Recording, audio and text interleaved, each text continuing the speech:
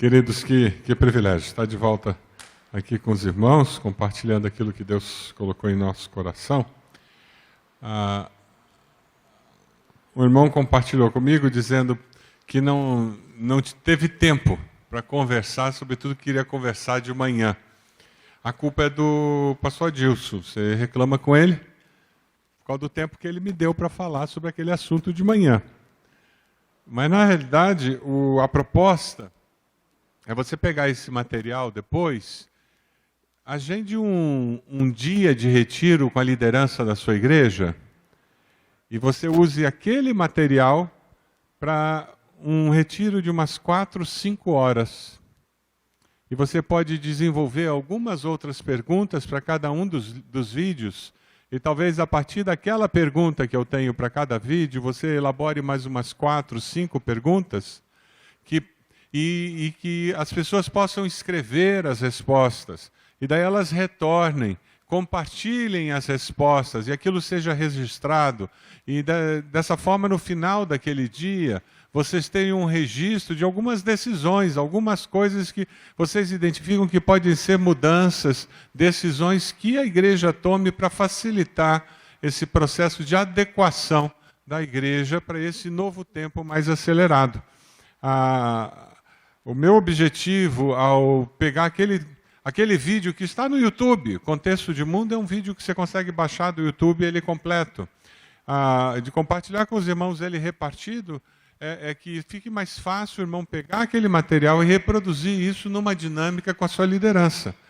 Talvez, se o irmão é líder de uma associação, fazer isso com a liderança da associação. Quer dizer, aprofundar um pouco mais. Esse vídeo não é um vídeo para ver uma vez. Ele é muito rico. Cada vez que eu vejo esse vídeo, tem mais alguma coisa que eu digo, caramba, dá para aplicar nisso, né? Nessa área, dá para... ele é muito rico de informação e porque ele trabalha com nossos paradigmas e com aqueles castelos que nós temos dentro de nós, você quebra uma caixinha e você descobre que tinha outra dentro. Aí você desmonta a segunda caixinha, você descobre que tinham 2 dentro. E é um processo em que você vai conseguindo se libertar para poder ir um pouco adiante e conseguir se adequar melhor à realidade. O meu desejo é que, de fato, isso abençoe, que seja uma ferramenta. O irmão, a irmã, vocês são líderes estratégicos do reino de Deus. E eu tenho certeza que o desejo de Deus é usar a sua vida com o seu jeito de ser, com a sua personalidade, com a capacidade, as habilidades que Deus deu, para você abençoar a igreja do Senhor, para você expandir o reino de Deus. Amém? Amém. Hoje à tarde eu queria compartilhar com vocês alguma coisa sobre discipulado. Então nós vamos começar a falar um pouquinho sobre o que é ser discípulo multiplicador, o que significa ser um discípulo multiplicador. E eu queria que a gente começasse a nossa conversa falando sobre esse fato aqui. É possível alguém ser seguidor de Jesus sem ser seu discípulo? Você concorda com essa afirmação? Pergunta a pessoa do lado aí. É possível alguém ser seguidor de Jesus sem ser discípulo de Jesus?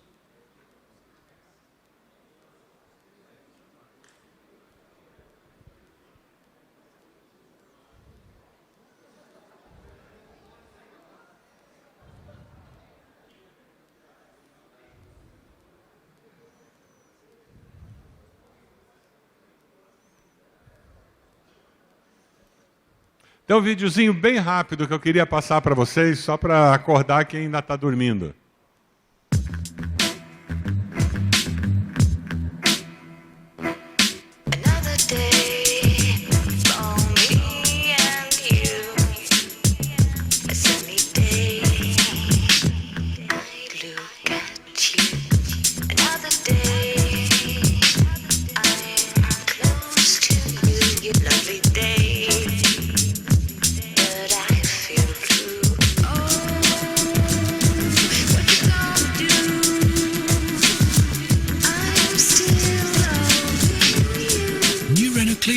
Makes you look good. Eu vou passar de novo para quem não pegou. Vou passar de novo para quem não pegou, hein? Olha lá.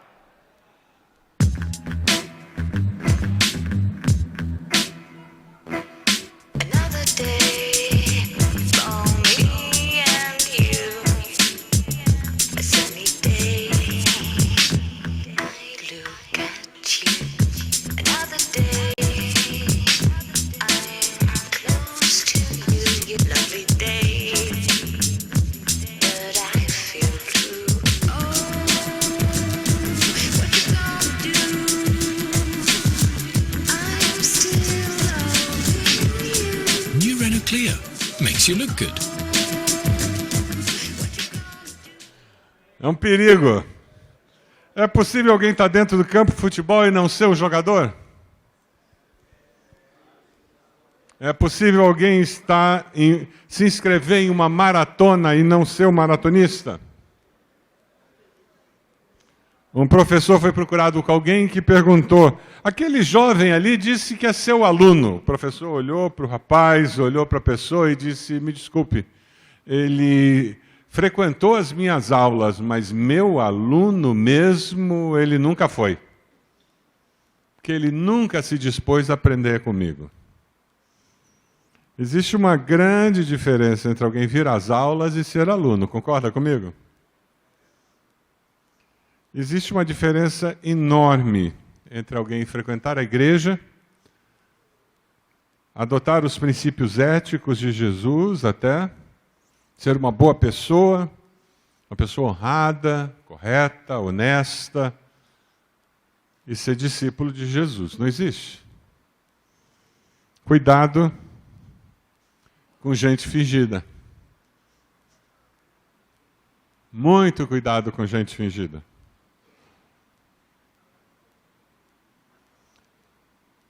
Gato com máscara não vira coati. Cuidado com gente fingida. Você encontra por aí muita gente que parece discípulo, mas não é discípulo. O desejo do coração de Deus é construir uma geração de discípulos multiplicadores, ou seja, discípulos que façam discípulos, que façam discípulos, que façam discípulos, que façam discípulos e assim por diante. A pergunta é se nós somos discípulos de Jesus verdadeiramente. Ou se só somos pessoas que gostam da ideia de Jesus, gostam do cristianismo, se envolvem com atividades cristãs. Porque discípulos fazem discípulos. E fazem discípulos que fazem discípulos. Por isso que o Evangelho chegou até o dia de hoje. Antes da gente começar a falar sobre discipulado, eu gostaria de falar sobre dois paradigmas muito fortes que nós temos dentro das nossas igrejas. O primeiro paradigma é que discipulado é preparação para o batismo. Lá na nossa igreja, quando nós começamos com esse movimento discipular, muitos irmãos que tinham 30, 40 anos de igreja diziam: pastor, por que eu vou fazer discipulado? Eu sou membro de igreja há 40 anos. Eu já fui professor de escola dominical. Porque na cabeça dele, discipulado era preparação para batismo. Você já leu na Bíblia em algum lugar que discipulado é preparação para batismo? Já leu em algum lugar? Tem algum texto? Mas você já reparou que isso se transformou numa doutrina batista? Que se nós perguntarmos à maioria dos membros das nossas igrejas o que é discipulado, o que eles vão responder? É o que a gente faz com um crente novo para prepará-lo para o batismo, não é isso? E a gente critica a Igreja Católica de ter doutrinas que não são bíblicas, que norteiam o funcionamento da Igreja Católica. Fácil jogar pedra nos outros. Isso é um paradigma falso. O princípio bíblico, na realidade, é que discipulado é uma experiência contínua do discípulo. Por isso que ele é discípulo. Quem é discípulo, discipula e é discipulado permanentemente. A característica essencial do discípulo é ter um coração ensinável. Por isso que ele se chama discípulo. A hora que o discípulo deixa de ter um coração ensinável ou deixa de ser discípulo, ninguém vai discipulá-lo. Nem mesmo o Espírito Santo. Ele já sabe tudo. Para que eu tenho que vir num evento como esse? Eu já sei tudo. Você conhece pastor que tem dificuldade de ir à igreja, sentar e ouvir um sermão quando ele não é o pregador?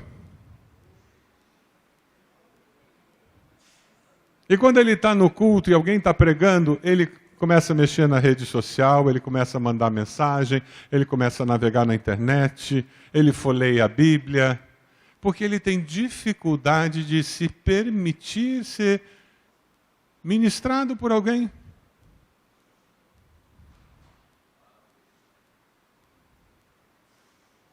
Falta um coração de discípulo. O princípio bíblico é que discipulado é a experiência contínua na vida do discípulo. Ele aprende o tempo todo, e porque ele aprende o tempo todo, ele ensina o tempo todo. Ele sempre está aprendendo e ele sempre está ensinando. Até pastores, esposas de pastores, são discipulados e discipulam. Uma igreja discipuladora, uma igreja que resgata esse princípio, os seus líderes vivenciam essa realidade.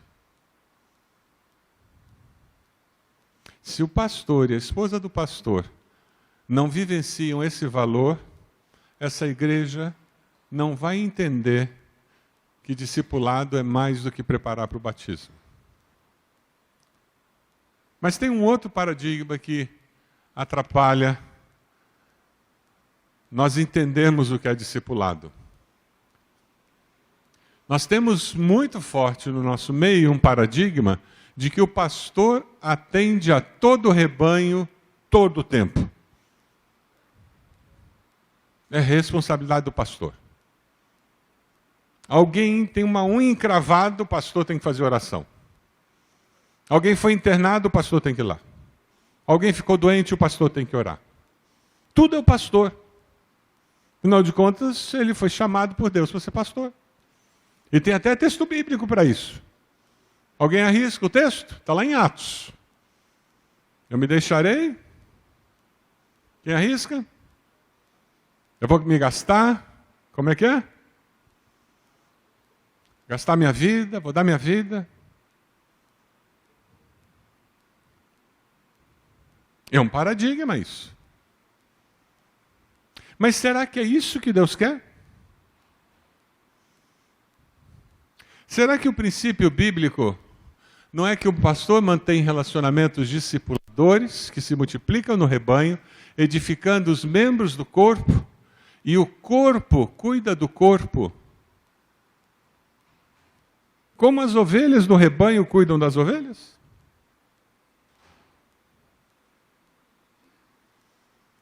O corpo produz anticorpos que protegem o próprio corpo?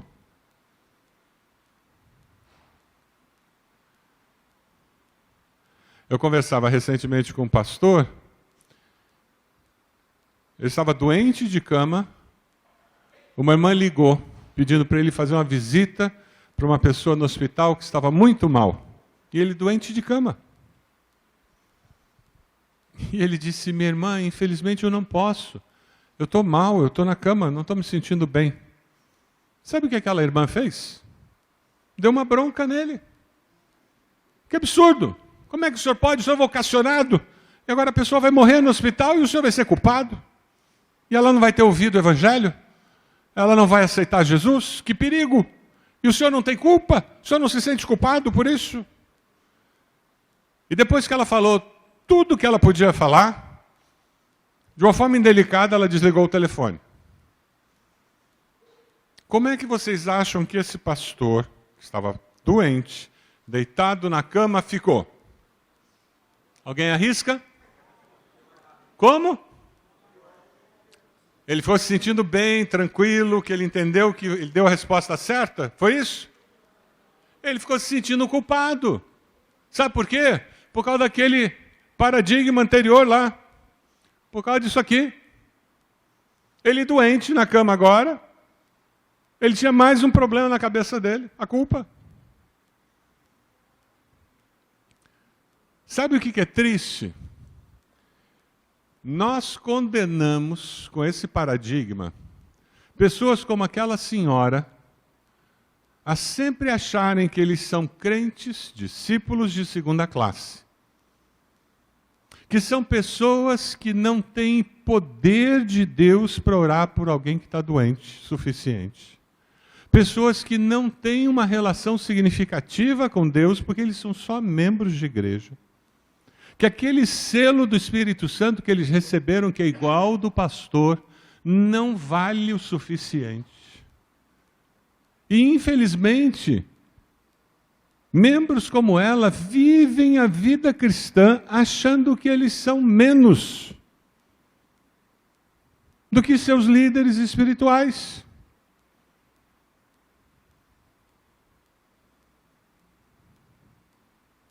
E que nós, só porque nos impuseram as mãos, somos mais.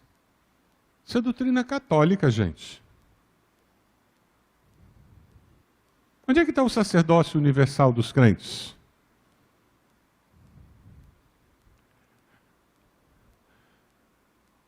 Quando nós começamos a refletir sobre o significado da vida discipular da igreja, nós somos desafiados a olhar textos como Efésios 4 com outros olhos. Ele designou alguns para apóstolos, outros para profetas, outros para evangelistas, outros para pastores e mestres. Com qual finalidade? Preparar os santos para a obra do ministério. Quem que cumpre o ministério da igreja? É o pastor ou são os santos?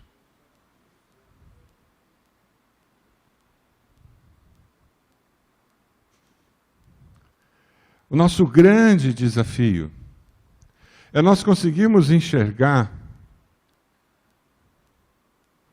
que a saúde da igreja está na vida discipular. No fato dos membros amadurecerem e assumirem que eles são discípulos que precisam fazer discípulos. Minha igreja tem pequenos grupos há cerca de 20 anos.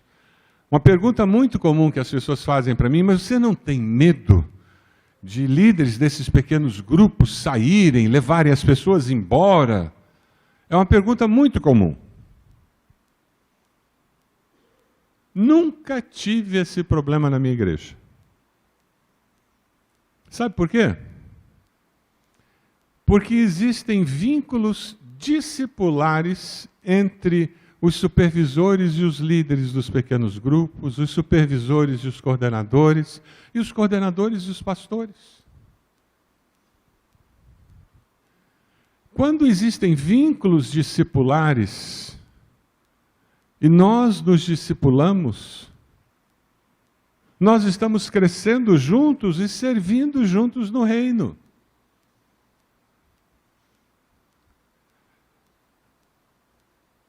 Eu vou mostrar um vídeo, mas vocês vão ter que prometer que vocês não vão dar risada.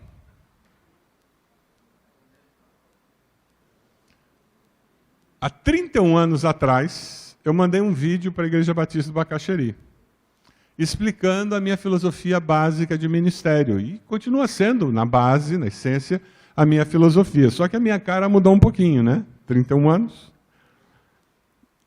E, na realidade, eu cito alguma coisa que Stanley Jones, no seu livro Jesus é o Senhor, ele fala sobre ministério usando Efésios 4, baseado em Efésios 4. Dê uma olhadinha e veja como é que eu expliquei para a igreja a maneira como eu pensava em trabalhar na direção do ministério da igreja. Eu gosto da ilustração que Stanley Jones, no seu livro Jesus é o Senhor, usa para explicar isso usando um estádio de futebol, o que para nós no Brasil é muito comum. Ele diz que, infelizmente, na maioria das igrejas cristãs hoje em dia, os crentes estão sentados na arquibancada, assistindo os pastores no campo, lutando para fazer um gol, para ganhar almas para Cristo. E quando um pastor ganha uma alma, quando alguém se converte, os crentes pulam na arquibancada, se alegram muito porque alguém aceitou o Senhor. E Stanley Jones faz o comentário dizendo que, na realidade, o que a Bíblia nos ensina é que nas arquibancadas deveriam estar os incrédulos. E no campo deveriam estar os crentes jogando. E o pastor seria o técnico, que estaria orientando o time, ajudando o time a fazer o gol, a ganhar almas para Cristo. E quando alguém aceitasse a Cristo, aí sim, as arquibancadas, os incrédulos, estariam admirados com o poder de Deus na transformação de uma vida. E dessa maneira eles estariam ouvindo mais acerca do Evangelho, estariam mais abertos a experimentar esse amor que Deus tem por eles. Eu creio piamente no fato de que pastores não produzem ovelhas. Ovelhas produzem ovelhas. A função do pastor é treinar os membros da igreja para exercer o ministério que Deus tem preparado para cada um deles. E é isso que Paulo continua falando em Efésios 4:13.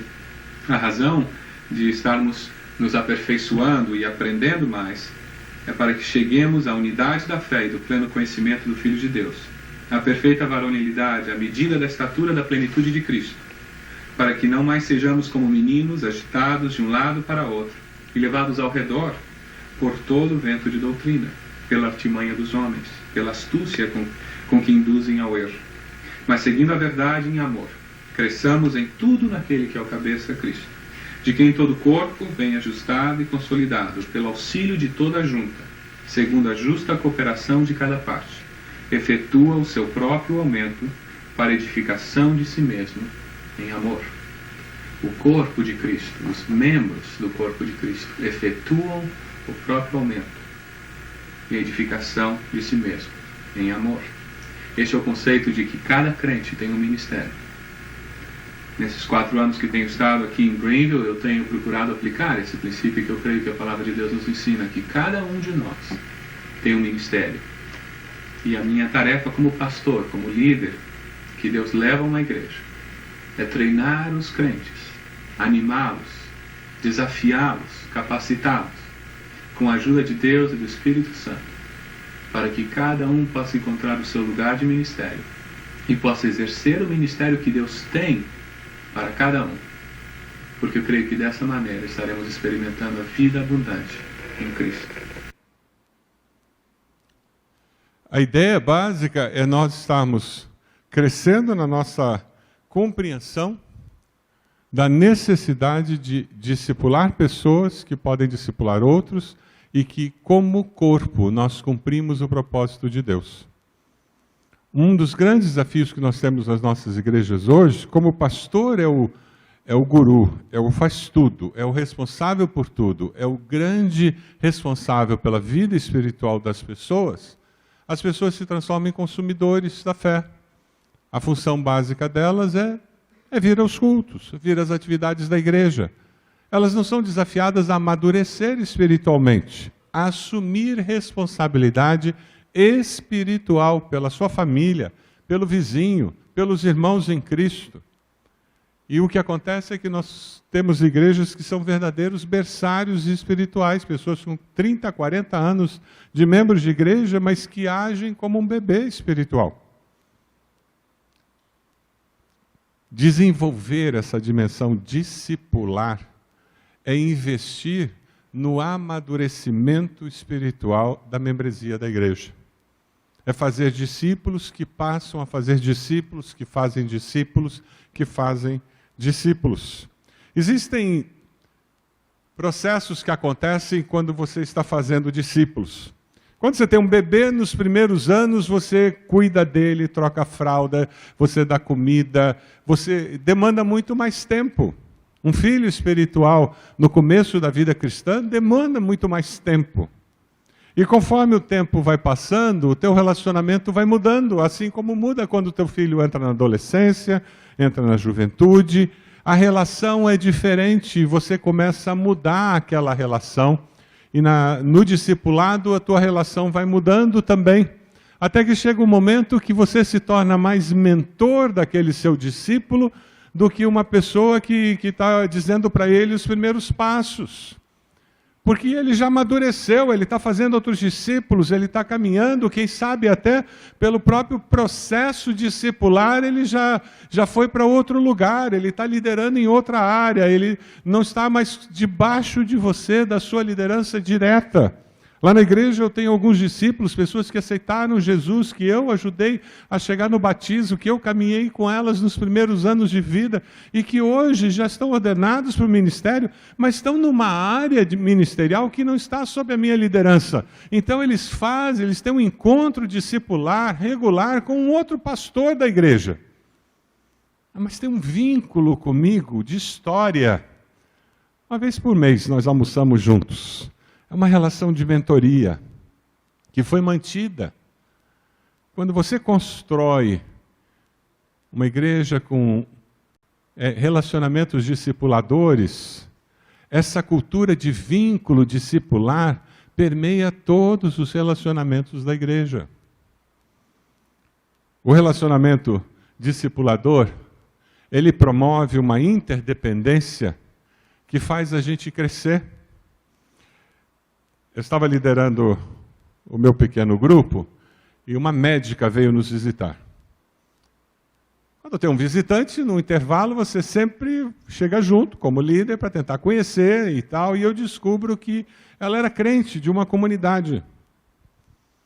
E eu disse, sim, a senhora é crente? Ela disse, pois é, eu pedi permissão à minha discipuladora, e ela orou e me deu autorização para eu vir aqui, por isso que eu vim. Ela fazia parte de uma comunidade que tinha um sistema de células e discipulado que, na realidade, é um sistema de controle.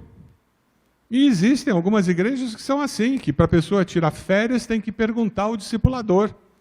Para trocar de carro tem que pedir permissão ao discipulador. Isso não é discipulado bíblico, isso é controle. O discipulado bíblico verdadeiro, ele gera interdependência, ele gera um relacionamento de crescimento, de amadurecimento. É semelhante ao que nós devemos fazer com nossos filhos.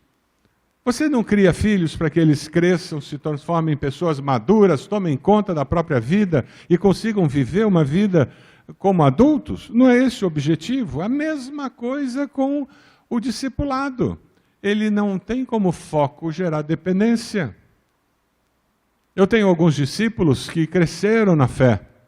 E hoje nós temos um relacionamento muito bom, mas é um relacionamento quase que de igual para igual. É só porque eu tenho mais idade. Existe muito mais respeito por parte deles. Mas eu aprendo demais porque eles já têm uma vida de maturidade, de experiência em muitas áreas que eles conhecem muito mais do que eu. E como adultos na fé, nós trocamos muito. Esse é o projeto de Deus. Nós encontramos no livro de Atos, e nós vamos estudar daqui a pouco, a vida de Barnabé e Paulo. É muito interessante ver o relacionamento dos dois e como isso aconteceu. Mas antes disso, eu queria que você tivesse uma experiência bem gostosa. Eu vou pedir ajuda aqui para distribuir uns cartõezinhos. Eu trouxe lá da igreja 4 cartões que nós usamos no nosso ministério discipular. Eu vou precisar de ajuda do pessoal aí para distribuir. E se você só tem gente super conhecida do seu lado, eu vou pedir que você procure alguém que você não conheça muito agora. Nós vamos formar duplas. Então procure uma dupla de alguém que você não conhece muito. Vamos ficar de pé, porque vai ter que fazer uma santa bagunça aqui no nosso salão. Procure alguém que você não conhece muito, mulheres com mulheres, homens com homens. Mulheres com mulheres, homens com homens. Procure alguém que você não conhece muito, e daí você pode sentar. Quando você encontrar a sua dupla, você pode sentar. Você abre o pacotinho de cartão e você pegue o cartão verde, por gentileza. Você abre o pacotinho de cartão e você pega o cartão verde.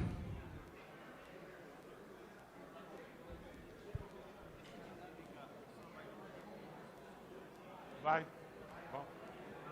Tá bom. Vamos lá, então formaram as duplas, pode sentar. Quem formou a dupla, senta. Todo mundo tem que receber um kit de cartão. Todos têm que receber. Quem não recebeu o kit de cartão, levanta a mão. Estão sendo distribuídos os kits aí.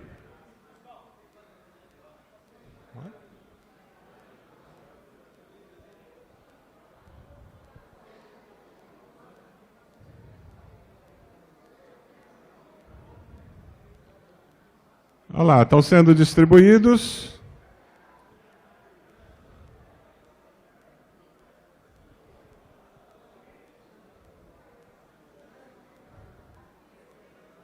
Aqui tem bastante na mão do irmão lá, tem bastante ainda.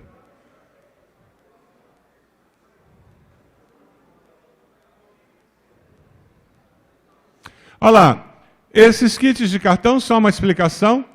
Quando você começa relacionamento discipulador com uma pessoa que você não conhece, talvez seja difícil começar a conversar sobre alguma coisa pessoal. Então nós usamos esses 4 kits, 4 cartões, para serem as primeiras reuniões. Aí depois a coisa flui. Se ainda estiver meio travado, a nossa recomendação é repita as perguntas. Porque depois de um mês você já vai ter novidades sobre esses assuntos. Tá bom? Então o que vocês vão fazer? Vocês vão pegar o verde, que tem a ver com o Guia do Encontro Discipular, Vida na Vida. A primeira pergunta é: como está meu relacionamento com Deus? Meu tempo devocional, leitura da palavra e oração. E você vai falar brevemente como é que está. O outro fala também, comenta como está. E depois, quando terminou de falar, passa para a segunda pergunta. Compartilhei do amor de Jesus e da mensagem do Evangelho com o não crente? Recentemente, você fez isso? Um fala, o outro fala. Vai para a terceira pergunta. E a última pergunta é: existe mais algum fato importante que eu quero compartilhar? Às vezes a pessoa está engasgada com o assunto. E você quer que aquele encontro seja muito mais do que seguir as perguntas. Você quer que seja um relacionamento de vida na vida. Seja algo existencial. Certo? E de repente vai ser o momento que a pessoa vai se abrir, dizer: fui mandado embora do trabalho hoje, estou desesperado. E você vai poder ministrar o coração da outra pessoa. Vamos conversar agora, gente. Se vocês puderem voltar aqui, segura a conversa aí, por favor. Veja, esse tempo de compartilhar o coração, é claro que vocês vão terminar com o tempo de oração. É claro que durante a semana, se você vai fazer semanal, se você vai fazer quinzenal, é uma decisão que vocês vão tomar conforme a agenda de vocês. Durante o intervalo, vocês vão se contactar pelo WhatsApp, vocês vão se falar, talvez telefonar. Mas a ideia é isso aqui, é vida na vida. Nós somos de uma origem de igreja histórica, os batistas. Quando a gente fala em discipulado, você já pensa no quê? Num livrinho, né? Uma liçãozinha, um estudinho. O foco aqui não é cognitivo, é afetivo. É compartilhar a minha vida. O que Deus está falando para mim nessa área. Então, esse cartãozinho aqui que vocês usaram, ele está falando sobre o período devocional. E, de repente, você citou o texto bíblico. Você citou onde foi a leitura que Deus falou mais especial.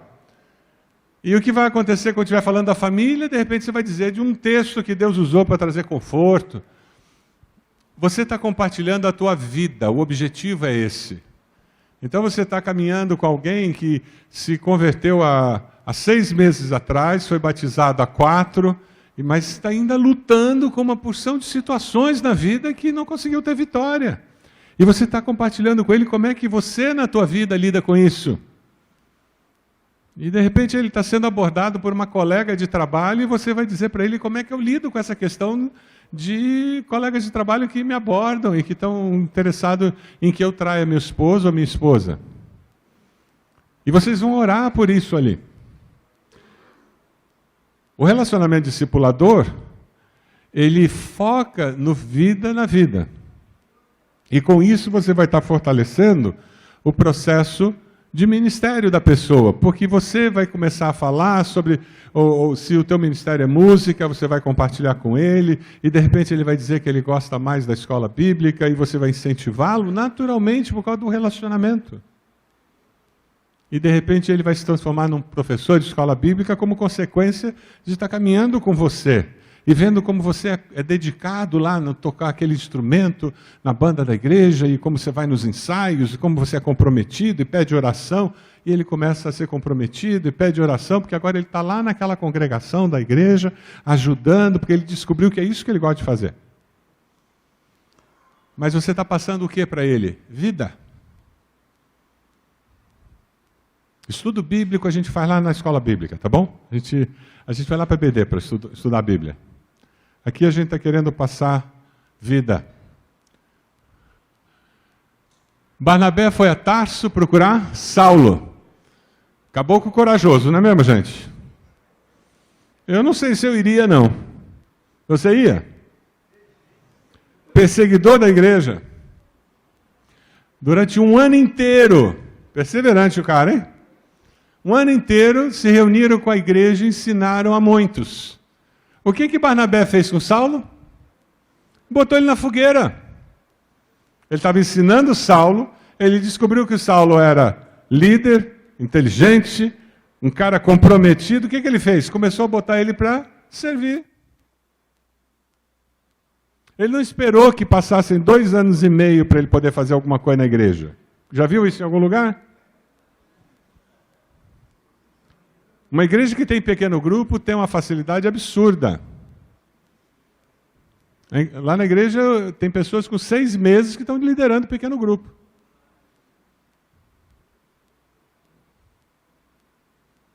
Claro que tem gente no pequeno grupo que é maduro.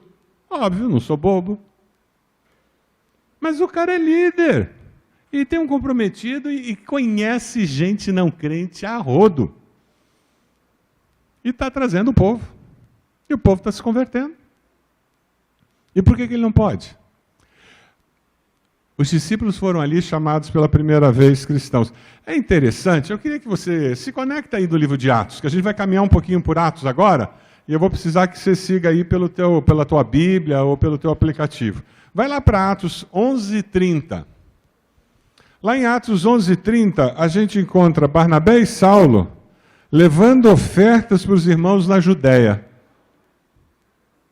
Eles já levantaram oferta e ele já levou Paulo para uma viagem missionária. Depois de um ano lá, ele já montou uma viagem missionária, já pegou dinheiro e já levou. 11:30. E o fizeram enviando suas ofertas aos presbíteros pelas mãos de Barnabé e Saulo. Aí vê lá no 13:2 agora. Vai para o 13:2. O Espírito Santo manda separar quem? Enquanto adoravam o Senhor e jejuavam, disse o Espírito Santo: separem-me, Barnabé e Saulo, para a obra a que os tenho chamado.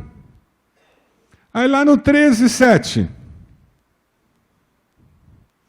Ele era assessor do procônsul Sérgio Paulo, o procônsul, sendo um homem culto, mandou chamar Barnabé e Saulo, porque queria ouvir a palavra de Deus, os dois juntos.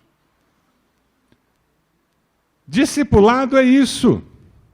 Você vai fazer uma visita no hospital, quem é que você vai levar junto contigo? Ah, mas ele não é pastor. Leva o infeliz com você. Teve um endemoniado na sua igreja, quem é que vai expulsar o demônio com você? Ele que vai junto. Você vai levar uma cesta básica para alguém, quem é que vai levar a cesta básica com você? É o conceito de que é o corpo que faz, você está preparando o pessoal, sabe por quê? Porque daqui a pouco ele vai estar fazendo com o discípulo dele a mesma coisa. Essa que é a ideia. E um discípulo que faz discípulos, que faz discípulos.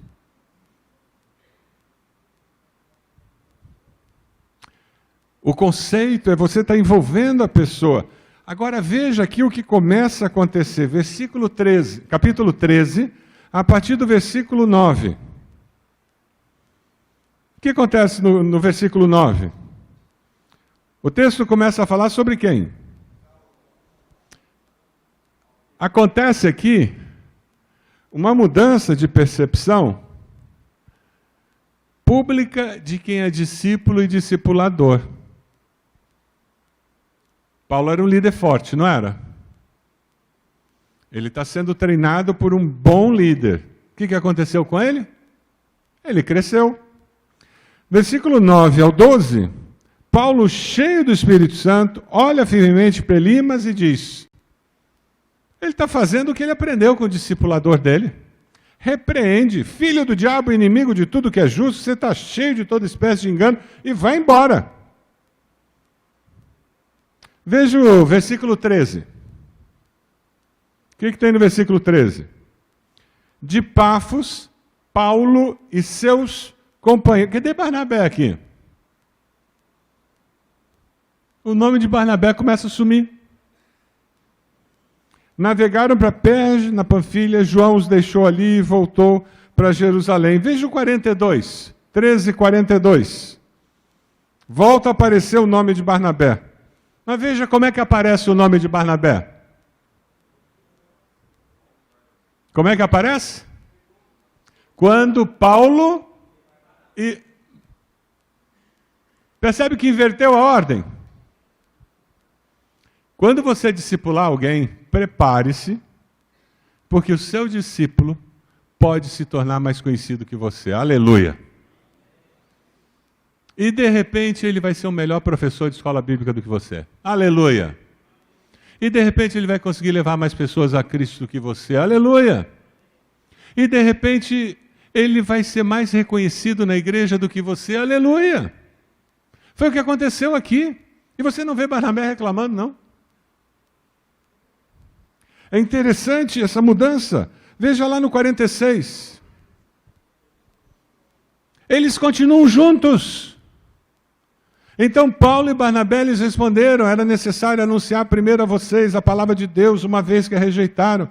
Aí vê lá no 50. Mas os judeus incitaram as mulheres piedosas de elevada posição e os principais da cidade, provocando perseguição contra Paulo e Barnabé. Os expulsaram. 14:1. Em Icônio, Paulo e Barnabé. O registro agora sempre é Paulo e Barnabé. Paulo e Barnabé. 14:3. Paulo e Barnabé passaram bastante tempo ali. 15:22. Tem um concílio em Jerusalém. Então os apóstolos, os presbíteros, com toda a igreja, decidiram escolher alguns dentre eles e enviá-los a Antioquia com Paulo e Barnabé. Gente, eles foram para um encontro importante. Gente grande. Os apóstolos. E o registro não é Barnabé e Paulo. O nome de Paulo já é conhecido e reconhecido. Aí vê lá o 15:36. Eles eram batistas. Deu encrenca entre os dois. Líderes fortes têm desentendimento. Dá aquela encrenca com João Marcos. Barnabé estava querendo fazer com João Marcos o que ele fez com Paulo. Barnabé era maduro, Paulo não era. E o Paulo mandão brigou com Barnabé. Barnabé olhou para a cara dele e disse: então tá bom, então segue teu caminho, eu vou seguir o meu. A gente tem registro depois que os dois reataram. Mas é interessante ver essa dinâmica discipular dos dois. Vocês percebem que existia interdependência entre os dois, não dependência. Na hora que o nome de Paulo começou a aparecer, Barnabé não veio e disse: corrija esse negócio aí, não, tem que ficar registrado diferente. Eu vim antes. Eu sou pastor da igreja.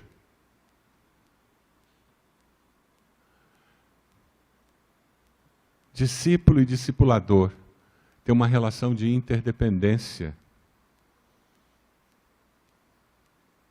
Os dois querem que o reino cresça e os dois servem ao Senhor juntos. Amém? É por isso que daí eles fazem vida na vida e eles fazem com liberdade o vida na vida, com tranquilidade. Por quê? Porque eu não estou tendo que provar nada para ninguém. Nós estamos sentados aqui conversando porque eu quero ajudar você a ser o melhor que você pode ser. E você está querendo me ajudar a ser o melhor que eu posso ser. E daí quando você está fazendo vida na vida com alguém, você chuta a canela da pessoa mesmo. E você dá babada na pessoa. Porque você descobre que ela não está fazendo aquilo que o Senhor manda fazer. E você exorta com amor. Pega o cartãozinho vermelho aqui. Cartãozinho vermelho vai fazer uma pergunta como, por exemplo, a pergunta 1. Como lidei com as minhas finanças? No Vida na Vida a gente faz esse tipo de pergunta mesmo. Está muito endividado? Por que você está endividado? Como é que a gente ajuda você a resolver as suas finanças? Discípulo de Jesus não vive carregando dívida, não. Nosso problema financeiro não tem nada a ver com o tamanho do nosso salário. A gente tem todo o direito de achar que devia ganhar mais. E lutar para ganhar mais. O problema financeiro tem a ver com o quanto a gente gasta.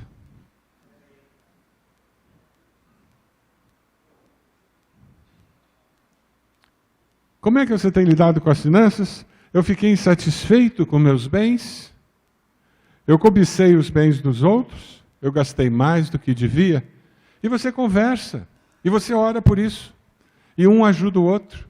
Aí no Vida na Vida você descobre que um é super estável nessa área. É horrível no período devocional. Mas na grana o cara é 10 e um ajuda o outro. Vamos ter um tempinho agora para compartilhar isso? Fazer o vermelho? Vamos lá? Então pega aí no seu kit o cartãozinho vermelho e vamos conversar sobre essas perguntas aqui.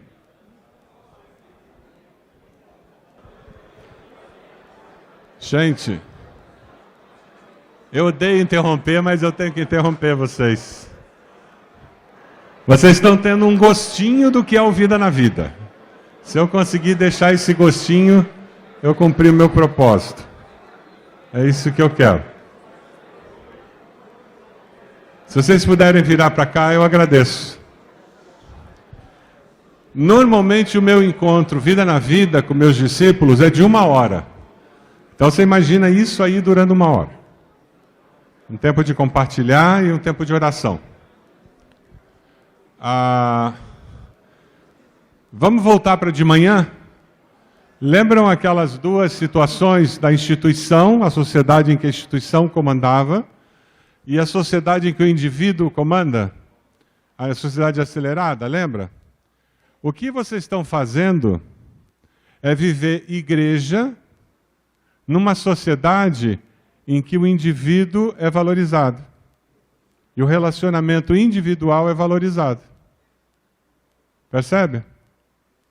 Então, ao invés de você se relacionar com os vice-presidentes da tua igreja, através da instituição, você vai começar a se relacionar com eles como indivíduos, falando sobre a família deles, sobre a vida devocional deles. E depois você conversa sobre alguns assuntos da igreja. Se você tem uma equipe de líderes de ministérios, você vai se encontrar com eles, porque eles são líderes estratégicos na sua igreja, e você vai ter esses encontros com eles, Vida na Vida, e depois você encontra com eles para traçar as dimensões do ministério. Mas o que você está fazendo é trabalhando nesse lado aqui do indivíduo. E porque você está valorizando o relacional, a dimensão relacional, você vai obter resultados muito diferentes. Porque o vínculo com a pessoa não é só o trabalhar naquele ministério de evangelismo ou trabalhar naquele ministério de música da igreja. Não, o meu vínculo com você é como discípulo de Jesus. E acontece que eu sou o diretor de música da igreja, ministra de música da igreja, e nós somos responsáveis por fazer as escalas. Mas nós temos orado juntos. E sabe, eu não vou perceber que tem uma coisa errada na vida da pessoa porque ele está furando no ministério. Não, nós já tínhamos percebido isso no nosso encontro há 1 mês atrás. A gente já tinha falado sobre essa dificuldade familiar que ele estava enfrentando. E a gente já está orando sobre isso. Consegue perceber a diferença do jeito como a gente fazia e o jeito como a gente precisa começar a fazer? E aí, quando você olha para a Bíblia, a gente, na realidade, está falando que nós estamos resgatando um conceito que estava lá, no Novo Testamento. E que no mundo moderno foi perdido. no mundo em que as instituições comandavam, foi perdido. E nós estamos falando que é um valor bíblico que tem que ser resgatado para esse mundo atual. Faz sentido o que eu estou falando, gente? Eu queria que você agora, ou no teu celular, ou num pedaço de papel, você escrevesse aí quanto tempo você investe semanalmente fazendo discípulos estratégicos. A hora que eu comecei a aplicar isso na minha vida, eu tive que mexer na minha agenda. Na minha agenda hoje, eu invisto 6 horas semanais me encontrando com discípulos estratégicos. É muita coisa. É verdade. Mas eles são pessoas que fazem a minha igreja acontecer. Se eu não me encontrar com eles, que garantia eu tenho que a minha igreja, que eu pastoreio, vai acontecer? Garantia que eu tenho que eles estão no melhor deles, com Deus, com a família e comigo. Que garantia que eu tenho?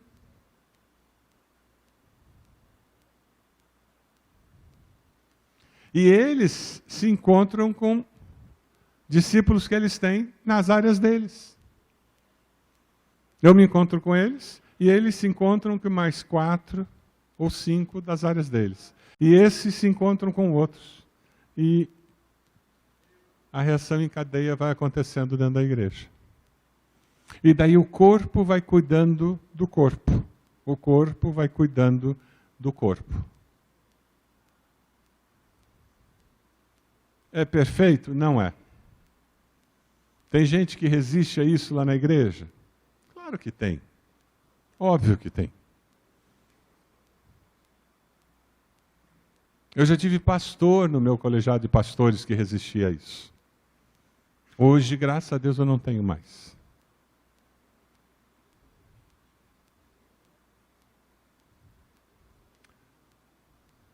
Mas eu queria que você colocasse aí, olha a tua agenda. Ou talvez uma outra maneira de fazer isso é dizer, quem são as pessoas estratégicas da minha igreja? Aquela pessoa que diz assim, eu não posso ficar sem elas. Ou, se elas forem embora, minhas pernas são quebradas. Quem são? Naquele ministério que você lidera, lá na sua igreja, coloca o nome aí de umas 3, 4 pessoas que você diz, se fulano for embora, vai ser muito complicado. Eu recentemente tive um pastor lá na igreja que recebeu um convite. E a gente tem um trato lá na igreja com os pastores.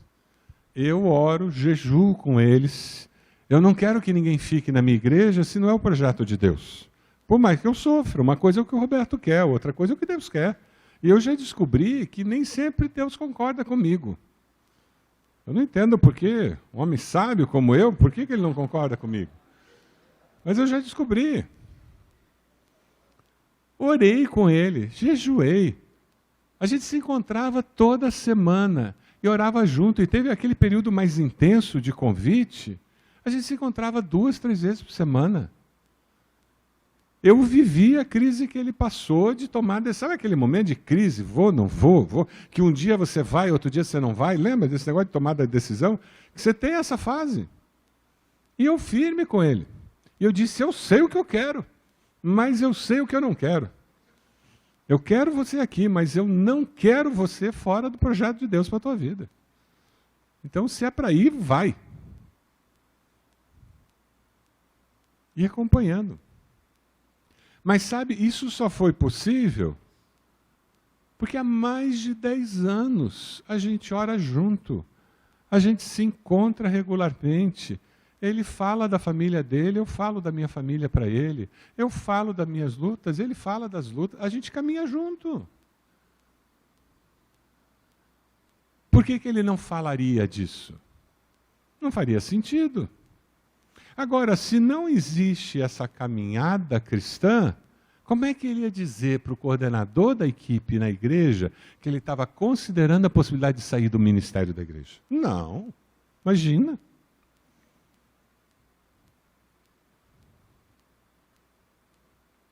E quando ele tomou a decisão de ficar, claro que eu fiquei feliz. Ele ia me deixar com as pernas quebradas. Ia ser muito difícil. Mas eu também sei que se ele fosse embora, era plano de Deus. E eu estava dizendo, Deus, quem que o senhor tem aí para... Eu não entendi ainda. Mas Deus devia ter alguém. E se ele fosse embora, Deus tinha alguém para o lugar dele. Não é assim que acontece no reino?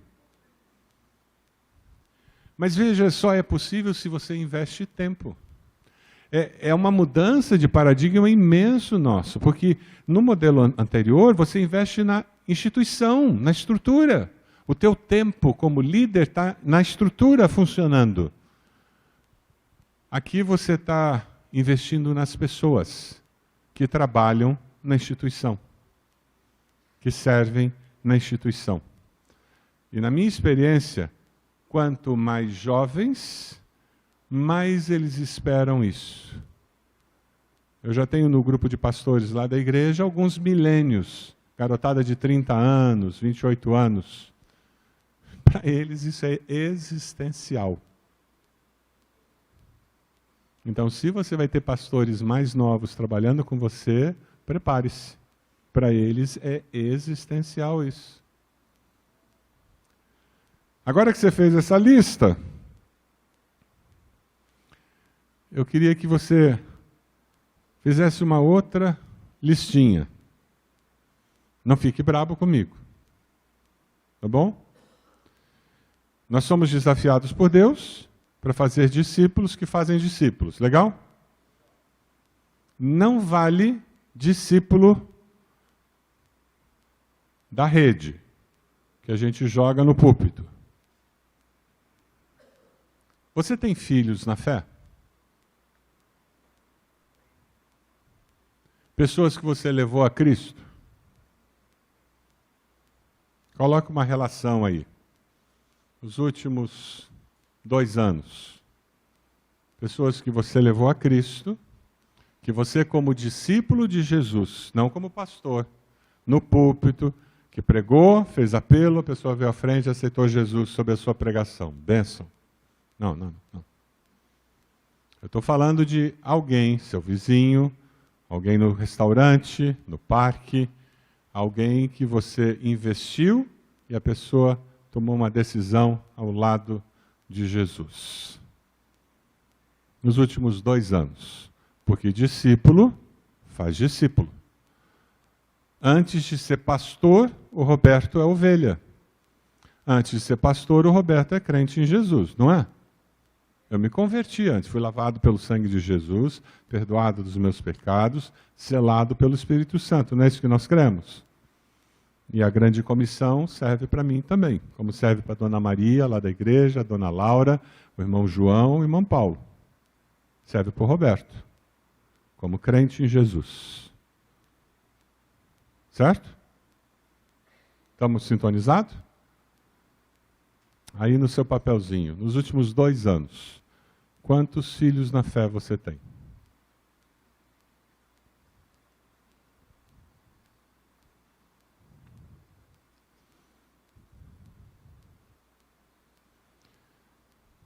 Quando eu estou cuidando da instituição, é muito comum eu cair na armadilha de não ter tempo para me relacionar com pessoas, com indivíduos.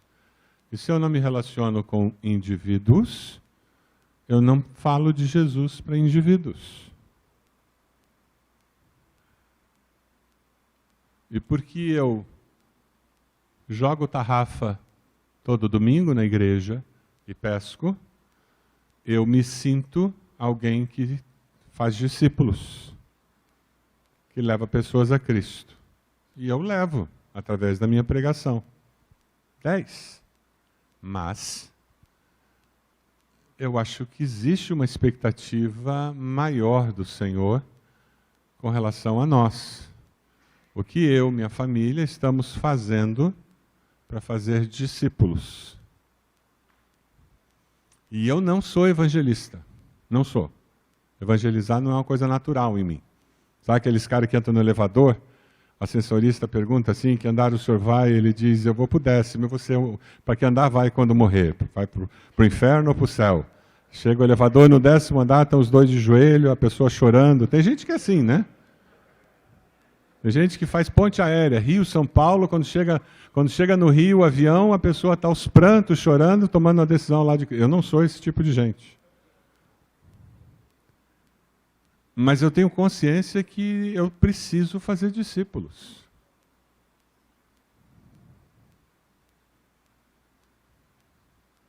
Eu fui no pequeno grupo, o dono da casa nunca tinha ido no nosso pequeno grupo. Foi a primeira vez que foi na casa dele. E ele ficou. E a gente faz pequeno grupo par, homens vão para um lado, mulheres para o outro. E no grupo de homens ele ficou. E eu estabeleci um relacionamento com eles, nós voltamos lá. E quando nós voltamos lá, foi muito interessante, porque a conversa começou a ser sobre aceitar Jesus naquele dia. E daí ele vira para mim e diz assim, eu bebia demais. Assim, do nada, não conhecia ninguém. Eu bebia demais. E eu tenho um problema sério. Eu não sei como responder. Eu já tinha tomado uma garrafa de uísque na minha casa, desci para a cozinha, quando cheguei lá, eu vi que tinha tomado outra garrafa, que já estava vazia, em cima do balcão. E eu ouvi uma voz. Você precisa mudar de vida, senão você vai perder sua família. Eu sabia que era a voz de Deus. E daquele dia em diante eu não coloquei mais uma gota de bebida na minha boca. E eu estou querendo encontrar Deus desde aquele dia. Todo mundo ficou parado, ouvindo ele falar aquilo. Aí ele vira para mim e diz, o senhor acha que foi Jesus mesmo? Foi Deus que falou comigo? O que você responderia? Óbvio que foi Deus. Eu disse, o senhor já me encontrou. O senhor já ouviu essas pessoas falarem de Jesus. Eu posso lhe apresentar o que significa entregar a vida a Jesus? Sabe o caminho de Romanos? Eu cheguei no final, ele olhou para a minha cara e disse assim, é claro. Fez oração aceitando Jesus, está lá no nosso pequeno grupo. Meu vizinho, eu e minha esposa começamos a orar por eles, ele teve câncer. Aí nós fomos visitar, convidamos para o pequeno grupo. Na segunda reunião, a esposa aceita Jesus com a minha esposa. Aí nós começamos a orar, mais 2 reuniões ele aceita Jesus com os homens. Ou a gente entende que como crente em Jesus, nós temos que fazer alguma coisa, ou a gente nunca vai virar essa chave discipular na nossa vida. Nós vamos continuar sendo o religioso, o líder religioso, os membros da nossa igreja vão ser segunda classe de crente, e eles vão depender de nós. Mas na hora que um membro do meu pequeno grupo olha para mim e vê que eu conto para ele as minhas dificuldades para evangelizar, e de repente ele vê que eu apresentei o caminho de Romanos, e eu tinha pregado no domingo, pedindo para eles marcarem na Bíblia deles, ele pega aquilo e diz, pastor, vou fazer isso com meu colega de trabalho. Dá certo, ele me viu usando, a mesma coisa. Porque é o que eu uso para evangelizar, o caminho de Romanos, é muito besta, muito simples. Aí a hora que ele vê um vizinho meu vindo no pequeno grupo, ele diz, eu posso convidar meu vizinho. Aí quando o pequeno grupo vai na casa dele, ele convida o vizinho para ver.